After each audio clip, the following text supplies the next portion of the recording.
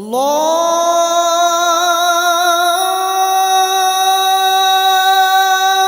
আকবার। ইসলামে জুমার দিন একটি বিশেষ মর্যাদাপূর্ণ দিন হিসেবে বিবেচিত।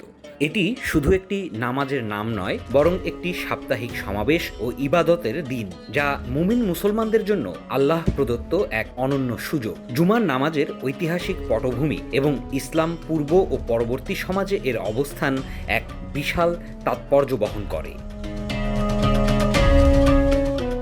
জুমা শব্দটি আরবি জুমুআহ বা জুমআহ থেকে উদ্ভূত, যার শাব্দিক অর্থ একত্র হওয়া বা সমবেত হওয়া। কারণ এই দিনে মুসলমানরা একত্র হয়ে মসজিদে সমবেত হন, ইবাদত করেন, খুতবা শোনেন এবং বিশেষ নামাজ আদায় করেন। বাংলাদেশে সাধারণত জুমা শব্দটি ব্যবহার হলেও এর মূল উচ্চারণ আরবিতে জুমুআহ।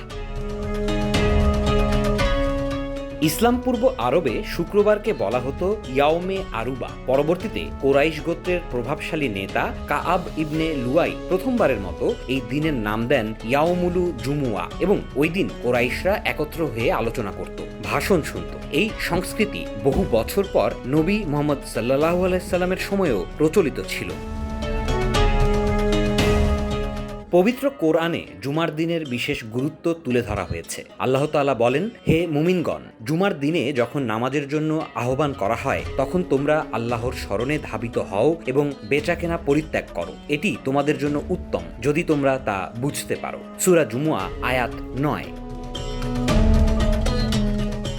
নবী মুহাম্মদ সাল্লাল্লাহু আলাইহি সাল্লাম যখন হিজরত করে মদিনার পথে ছিলেন, তখন জুমার দিন বনি সালেম গোত্রের এলাকায় পৌঁছালে জোহরের সময় হয়। সেখানেই তিনি সাহাবীদের নিয়ে জুমার নামাজ আদায় করেন, যেটিকে ইসলামের প্রথম আনুষ্ঠানিক জুমা হিসেবে গণ্য করা হয়। এটি ছিল হিজরতের প্রথম বছর। এই নামাজের মাধ্যমে ইসলামের ঐতিহাসিক জুমা পালন শুরু হয়।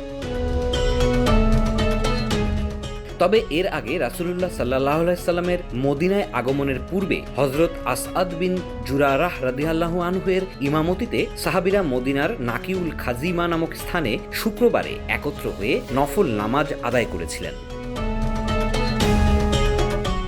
আজ পর্যন্ত সেই ধারাবাহিকতায় জুমা মুসলিম উম্মাহর জন্য একটি পবিত্র, সম্মানিত ও ফরজ ইবাদত হিসেবে রয়ে গেছে। এটি শুধু নামাজ নয়, বরং সামাজিক, ধর্মীয় এবং আত্মিক পুনর্মিলনের একটি গুরুত্বপূর্ণ অনুষঙ্গ।